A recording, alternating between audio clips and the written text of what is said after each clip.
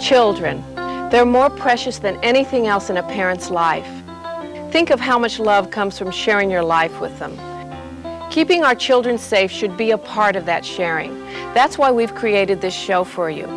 Hi, I'm Cindy Williams. We all love our children and we want them to have fun. We want them to feel unrestricted and free, and yet we want them to be safe. As a parent, I know it's our responsibility to teach them how to avoid injuries.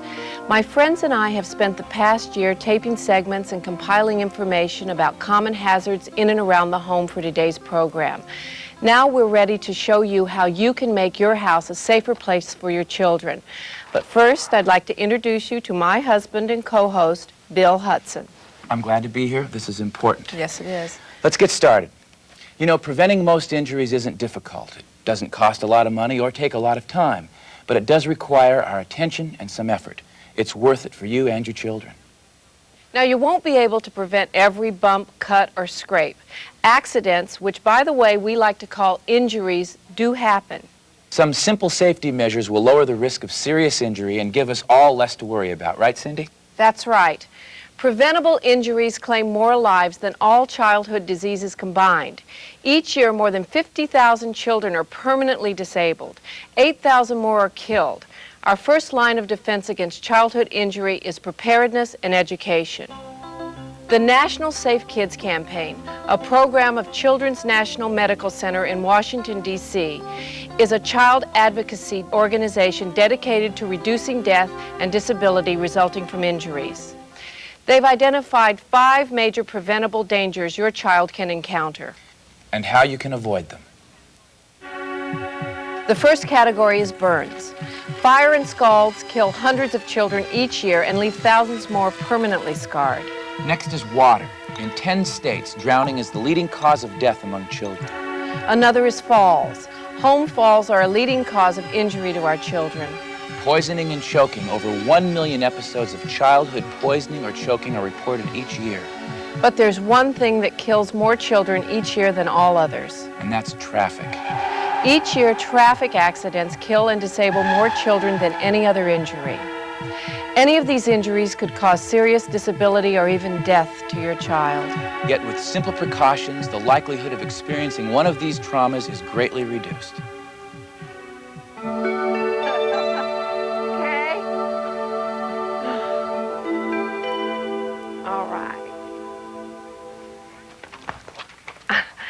Riding a bicycle is a favorite American pastime, fun and great exercise too. Yet this simple activity is more dangerous than most people think. Bicycle accidents claim one child's life each day. Tragically today, someone's son or daughter is going to be killed because of an accident while riding a bicycle. Here's a young man who was a typical fun-loving kid until something happened that changed his life forever. This is Christopher Clark testifying before a congressional committee. My little brother has a bicycle and he's smart because he puts his helmet on before riding on it. I wish I had put on his helmet before my accident. I could have been in college now to train to be many things if I hadn't been injured. 6 years ago, Christopher Clark suffered a head injury caused by a bicycle accident. Each year, 380,000 children are injured in bike-related accidents. In Christopher Clark's case, this meant his ability to communicate and lead a normal life may be impaired for the rest of his life. Chris Clark's bravery is a dramatic lesson for all of us. His misfortune is part of one more heartbreaking statistic. 75% of bicycle fatalities are the result of head injury. To help us learn how to keep biking safe, please meet my dear friend, Chairman of National Mass Transit Appreciation Day and major biking enthusiast, Ed always wears his helmet when he rides his bike, Begley Jr. Hi, I'm Ed Begley Jr. As Chairman of National Mass Transit Appreciation Day, my 2 favorite modes of transportation are the bus and the bike. And I always wear my helmet, but never on the bus. I know you're going to say, wow, most kids think I'm a dweeb or a nerd or a dork if I wear a bicycle helmet. Well, here are some kids who wear helmets. See what you think of them.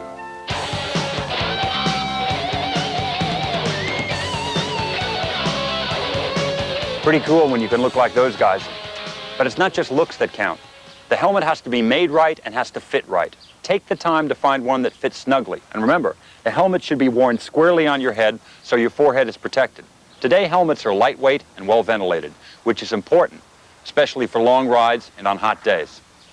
To be sure you have a helmet that meets all the safety requirements, it should have a Snell or an ANSI certified sticker inside the helmet, like right here. I have perfected the bicycle. This bike's missing one part. This bike is still missing one part. Professor? This is the only part the bike is missing. It's a bicycle helmet. We always wear helmets when we ride.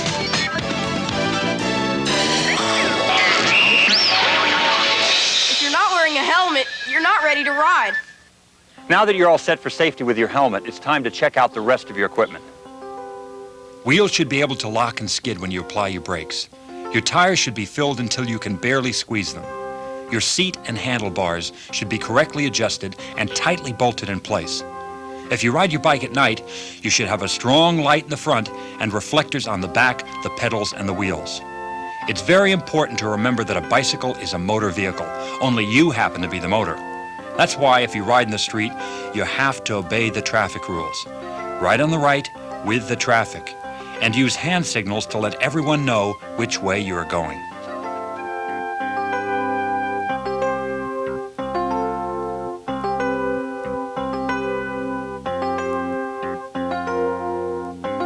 Bike riders share the same road as cars and have to obey the traffic rules.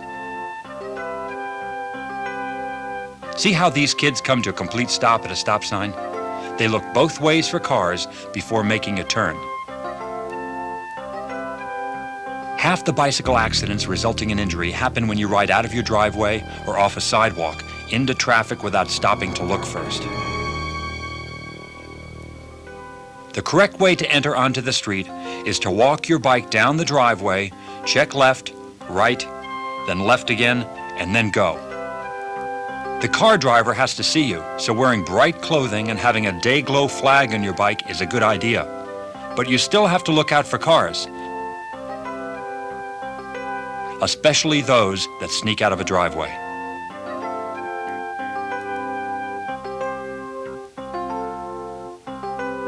Here's a tip. When you're riding on the street, look for car exhausts and tailpipes that are backing out of driveways. Now, I won't ride my bike at night, it's too dangerous. But for people who do it anyway, here are the rules. You don't want to be hiding in the shadows. You want to be sure car drivers can see you. That's why you should wear retro-reflective clothing and be sure your bike has all the required lights and reflectors. Remember how important bicycle safety is and that most accidents happen close to home.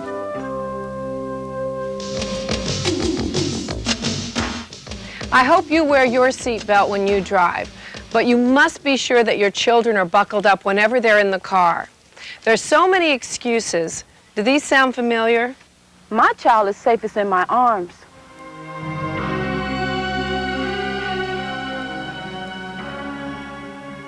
Your child won't be protected in your arms or lap. A forceful crash will pull a child from you. Safety belts could trap us if the car catches on fire or falls into the water. A minuscule number of crashes involve water or fire. Even then, safety belts usually keep passengers unhurt. I can grab my child in a crash.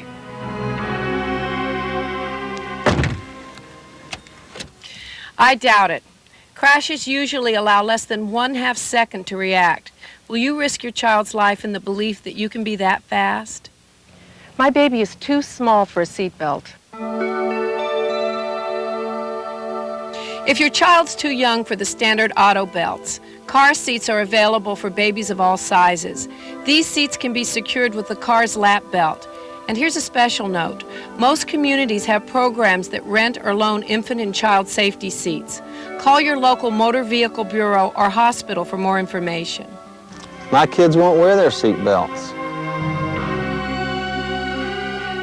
Now, if your kids give you trouble about wearing their seat belts, try what I do. Simply pull over and say, "We're not moving until you're buckled up." I'm afraid to buckle up my kids. I think we'll be safe if we're thrown clear of the car in a crash. There are only 2 ways out of your car. through an open door or through the glass. Now, wouldn't you rather be buckled up than thrown clear of the car? Many times the alternative to this simple rule is too horrible to explain in words. A catastrophic injury or fatal accident brings emotional pain to a family that's devastating. Remember, most collisions happen close to home. No matter how short the ride, make sure everyone is buckled up. You already know how I feel about traffic safety. Let's listen to the Grammy-winning members of the Fifth Dimension as they remind you to buckle up. Buckle up. Buckle up. Buckle up, buckle baby, before you drive. Buckle up, buckle baby, to stay alive. Buckle up, buckle baby, don't be a fool. Don't you know, dying ain't cool. Buckle up, baby. Buckle down, so you don't get thrown around. Buckle up, baby. Buckle down. Everybody spread the word around to buckle up.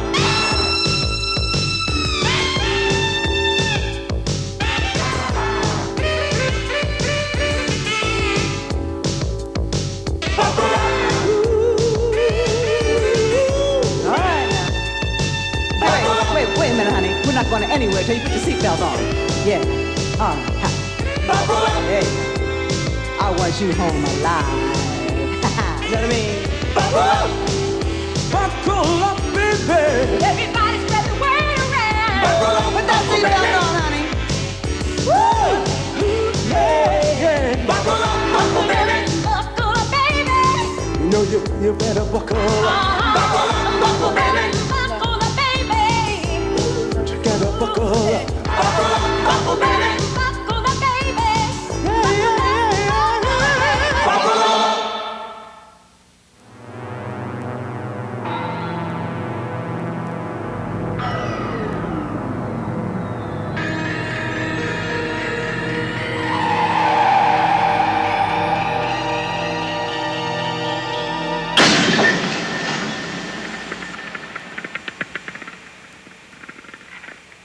Are your kids safe pedestrians? Many young children cross the street alone. Kids should learn street safety the minute they're ready to walk outdoors. You never know when unexpectedly your child may be near a busy street. To tell you more about pedestrian safety, here's a father who's taught his children how to cross streets safely, Charles Robinson. Hi, I'm Charles Robinson. I'm stepping out of my role in night court, and I'd like you to meet a couple of safe kids, my sons Christian and Charlie. There's no traffic on this peaceful country road, but the cities are a different story. I've taught both Christian and Charlie the rules and safety steps for crossing any street. Now, we all know them. Let's review them. Stop at the curb or edge of the road. Never run into a street. Listen and look from left to right and then to the left again. I've taught you pretty well, but there's more. Wait until the street is clear. Keep looking until you have crossed the street safely. You'll remember how important the rules are when you realize just because kids see a car's drivers doesn't mean the driver sees them. In fact, kids think cars stop instantly. Kids can't judge how fast traffic is moving, and they don't recognize danger or react to it. A kid's field of vision is only 1/3 of an adult's. Children and adults, too, should always walk on the sidewalk. If there is no sidewalk, walk against the flow of traffic. Remember, you have to cross the street correctly with your kids hundreds of times before you ever let them cross the street alone. Please keep them off the street at night, and if they are under the age of 8, they should never cross the street without adult supervision. A crossing guard in the country? We're everywhere, Mr. Robinson. Right, kids? Right.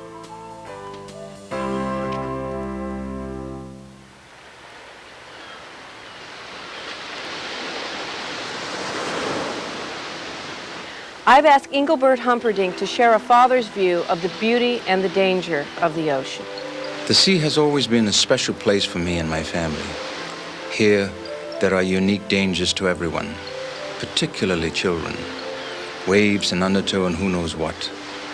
A little ripple at the edge of the beach where your child makes his sandcastles becomes deep and treacherous when the tide comes in. A child caught in a sudden torrent of fierce water can panic, become disoriented, and even drowned. Remember, our children's safety is our responsibility, especially near the ocean.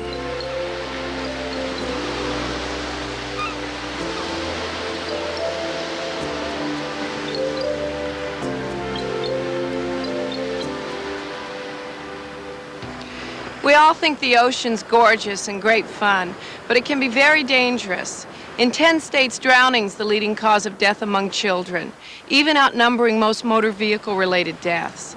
Unfortunately, a lot of adults think water wings are all you need to keep a child safe. Well, that's not true. I've asked Morgan Fairchild to tell you what you really need to know about water safety.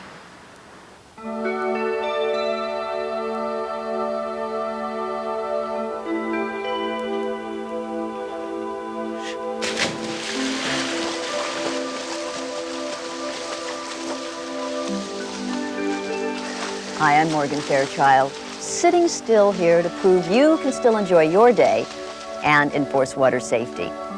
Rule number 1, if kids are diving or jumping into a body of water, they must know how deep that water is and what's on the bottom. If not, the result could be anything from unexpected cuts and scrapes to more serious injuries like permanent head or spinal damage. So remember to teach your kids to check the water before they dive or jump. Rule number 2, teach your swimmers, don't push or jump on others. Enroll children over the age of 3 in swimming lessons taught by qualified instructors. But remember, lessons still don't make a child drown-proof. Rule number 3, your children should never swim alone. We all learned this when we were kids. Kids should be supervised when they're near the water and preferably swim with a buddy. Let's demonstrate. Okay, kids, buddy check. Let's review these 3 rules again. Rule number 1, know how deep that water is. Rule number 2, teach your swimmers, don't push or jump on others. Rule number 3, your children should never swim alone. Another important area, proper fencing. Now, there must be a fence around the pool, one that doesn't obstruct the pool from your view, thus enabling you to keep your eye on your children. The spaces between the bars should be no more than 4 inches apart, making it impossible for a child to get through. Prevent your kid from crawling under by making sure the fence is no more than 2 inches off the ground. Now, the gates and fence must be at least 5 feet high to prevent easy access. And a final note, in order to be truly safe, the gate must be self-closing to maintain pool security at all times. If your child is under 3 or is not an excellent swimmer, be sure there's an adult present at any pool your child visits.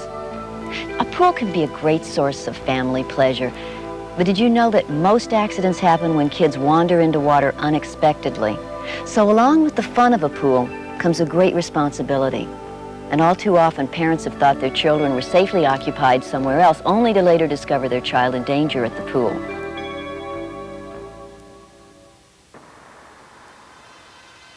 Never leave a child unsupervised near any body of water, especially in the bathtub, not even to answer the phone or grab a towel. Unbelievably, it only takes 1 inch of water and a few moments for a child to drown.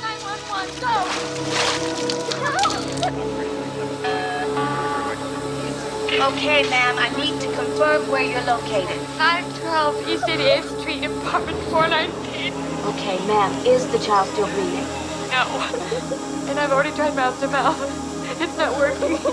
She's turning blue. I'm going to be off the line while I dispatch the paramedic team. Then I'll be back with someone to help you before the ambulance arrives. Don't hang up the phone. Packers, Monroe, East 88.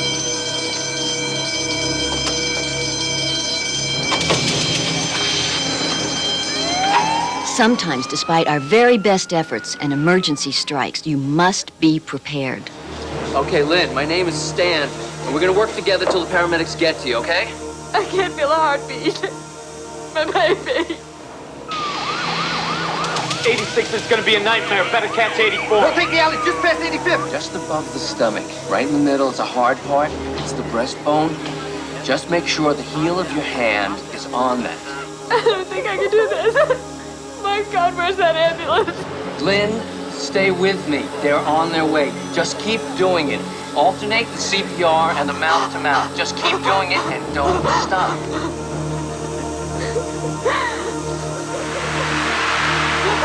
Glenn, keep doing it and don't stop.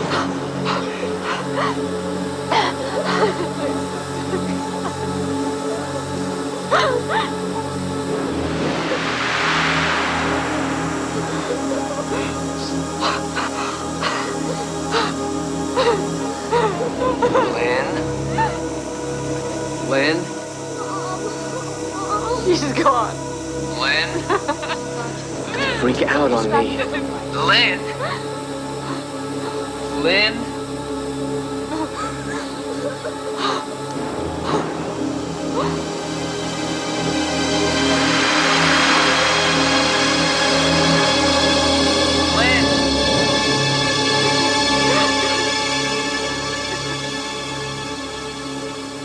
I'll do it. Tell me what to do. Did you see what your mommy was doing? Yeah. We're gonna do it together, me and you.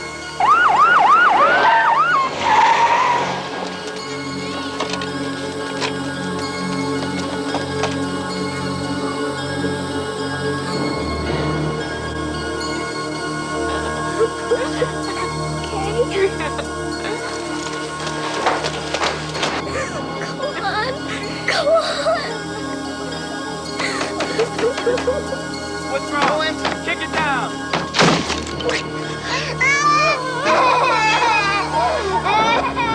Yes! Take a formal CPR class. It's important because in 4 minutes, brain damage can occur. Although this tragedy was prevented in time, the margin between life and death to a child is too close. Please, don't let this happen to you. I'm Stephen Gregory. In case of an accident, would you panic? The first rule in any emergency is to stay calm and keep the victim calm. But the thought of your child being hit by a car or choking or drowning right before your eyes is terrifying. Many parents believe that if faced with such emergencies, they would panic. Now, the fact is, most parents overcome panic and do react within seconds. And chances are that you too would gather your wits at the scene of an accident involving your child. And if you know what to do, you will act quickly, confidently, and correctly. Learn every life-saving technique you can as soon as possible. Don't put it off until tomorrow. Start today, but learn correctly. Otherwise, especially with small children around, despite your good intentions, you may do more harm than good. Enroll in a first aid class, and after the age of 9, have your children do the same. The American Red Cross or your local hospital can help direct you. Please, don't put it off. It could save your child's life. Thank you. Now let's talk about the second major cause of injury to children, and one of the most tragic, burns. Burns are the leading cause of death and injury in the home. A burn's not like a broken leg or a bad cut that eventually heals. Many burns scar forever. Burns can be devastating to live with, but they can also be avoided with a little care and attention. Coming up are a few different ways to make your house less of a fire hazard and safer for you and your children. I'm Tony Odell. Smoke detectors are a very inexpensive and effective way to save the lives of your entire family. Up to 85% of fire deaths occur in homes without working smoke detectors. When you buy the smoke detector, read the instructions, which are very simple. Hey, if I can install one, anyone can. Now, I've attached the mounting easily with a screwdriver. Check the detector to make sure the battery is placed correctly. Then, put it up there. And snap! How about that? I just installed another smoke detector. Now test it. And test it every month. Replace the batteries once a year. Read the instruction paper that comes with the detector. It will tell you the correct places to put them in your home. Hi, I'm Markie Post, taking out a moment from the taping of Night Court to talk to you about something that concerns us all, home fire safety. Now, I know it's scary to picture having a fire in your home, but it can and does happen. Are you prepared? Do you have a plan for a quick and safe exit? A family that plans for this type of emergency stands a much better chance of getting everyone out quickly and safely. In a smoke-filled hallway or bedroom, your child can panic, lose his or her way, possibly even attempt to hide in closets or under beds. Having regular household fire drills, choosing a designated meeting place, having more than one escape route should be common practice and known to everyone in the family. You can make it fun. Make a game out of it to get your children involved.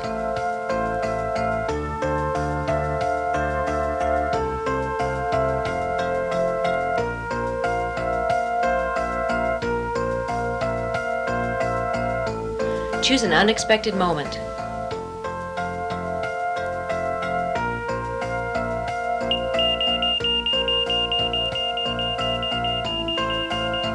Most fires happen at night, so have a flashlight ready.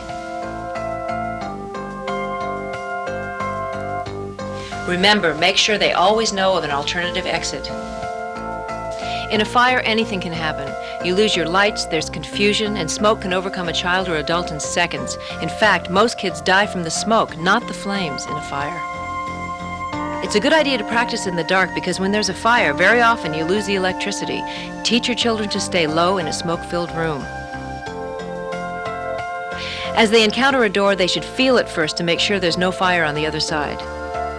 Most importantly, teach your children to drop and roll if their clothes should catch on fire. They should not run for help because this only fans the flames and makes things worse.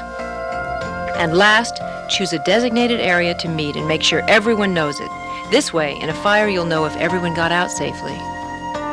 Following these steps could make your family far better prepared in a fire emergency. These are some of America's most dangerous waters. Every year, there are more than 5,000 accidents here. All the victims have one thing in common. They're children. Children severely burned or killed by hot tap water. I'm George Chakiris. Is that cold water? Is it warm? Or is it scalding? How would you like to find out by taking off your clothes and jumping in? Maybe not, huh? But that's the way thousands of babies get burned every year. They're put in the water, assuming it's the right temperature. So, how do you test the water to see if it's too hot or too cold? Use your hand. Run it back and forth. Be sure there are no hot spots. Now, a bath thermometer would be an even more accurate gauge of the water temperature. Remember, a baby's skin is a lot thinner and a lot more sensitive than an adult's. You can buy these in a hardware store for about $5. And if you don't have one, an ordinary thermometer will do.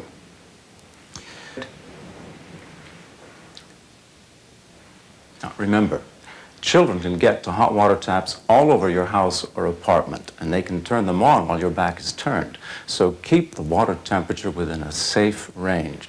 Set your water heater no higher than 120 degrees. That's good.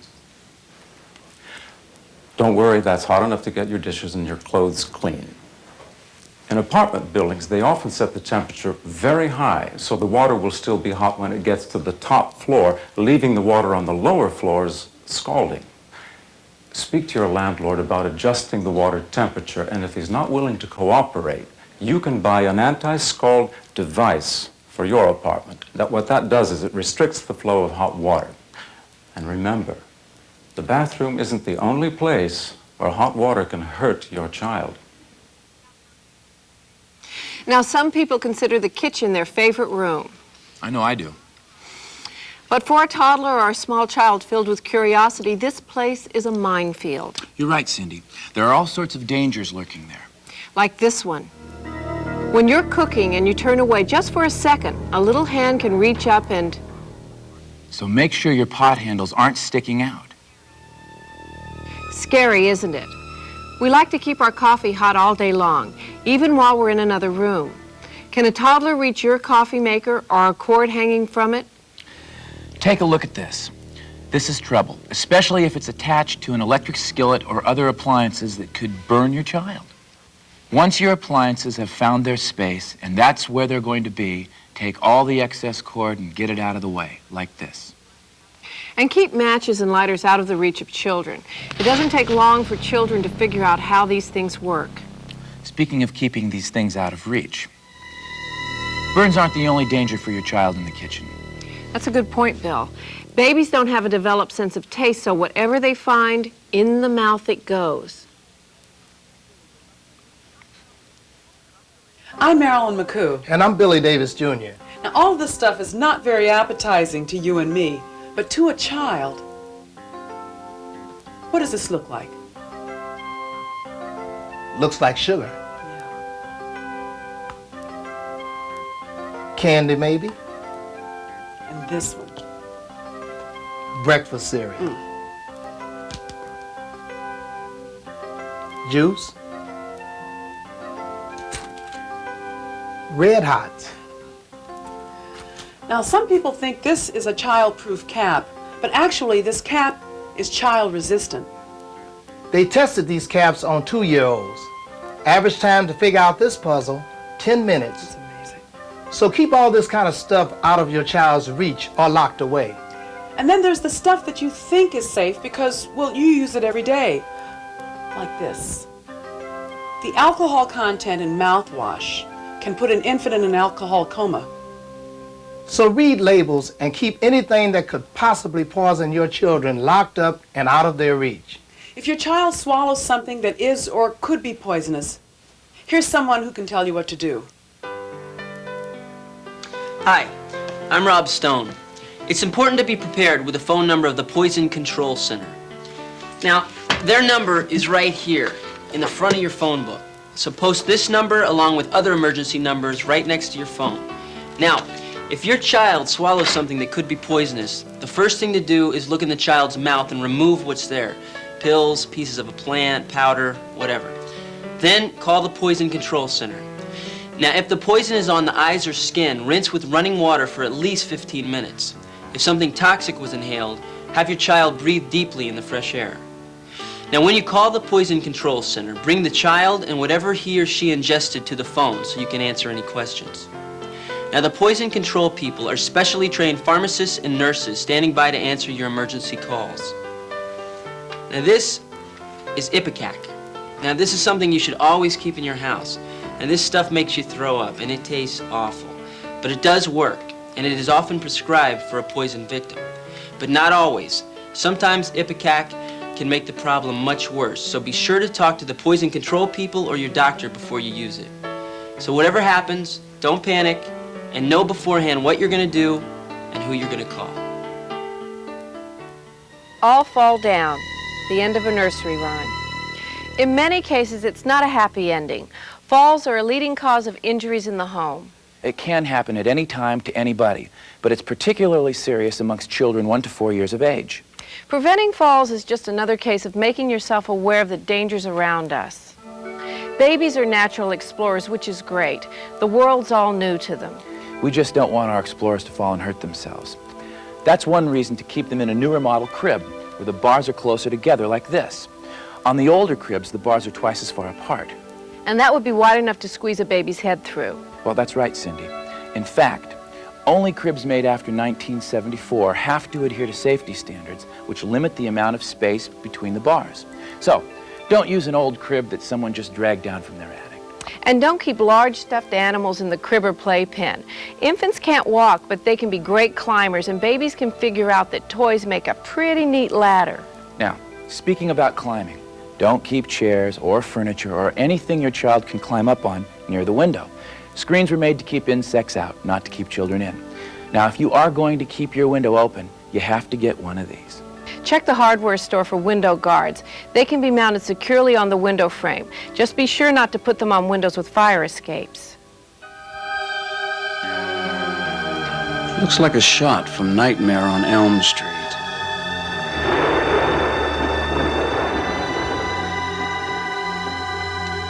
I'm Dak Rambo. You know, it's scary, isn't it? That's how your stairs could look to your child. What you need to have is a safety gate. Did you ever get your finger caught in one of these? Take my word for it. Not fun. So keep these extended and locked. And make sure that you avoid these gates. A baby's head is a lot smaller than you think.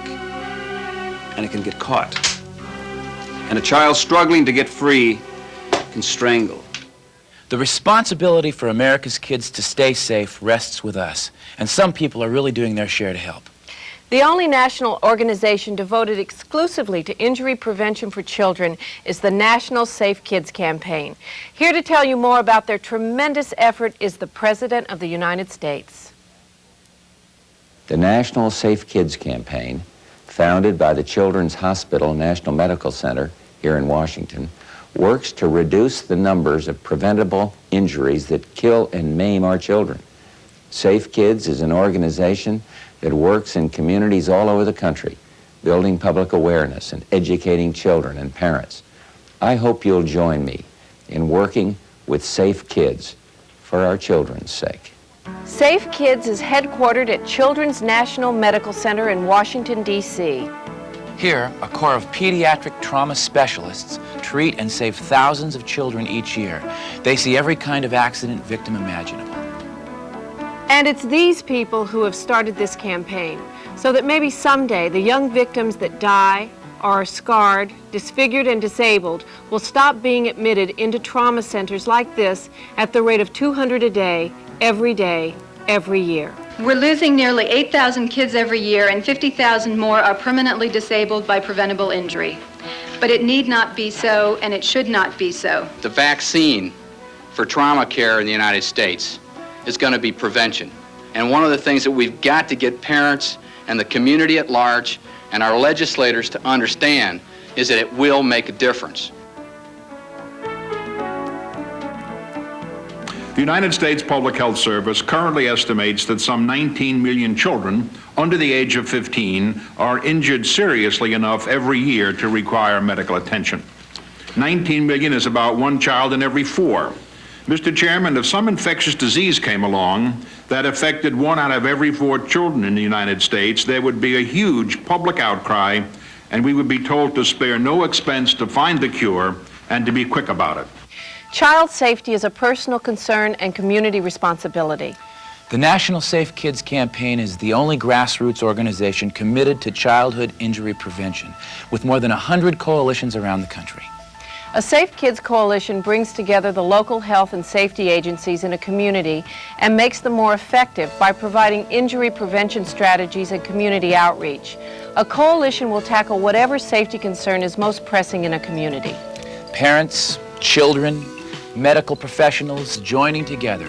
That's the way it works. The success of the Safe Kids Campaign proves that the best way to stop childhood injury is to get kids, parents, other adults involved in injury prevention. Is there a coalition in your community? Find out. Get involved. For more information about starting a local coalition, call or write the Safe Kids Campaign.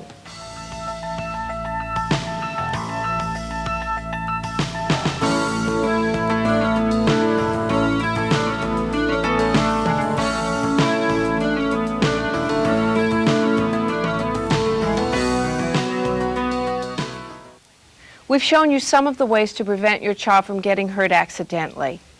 And we hope you will stay aware of the possible dangers lurking in even the most unlikely places, because anything can happen.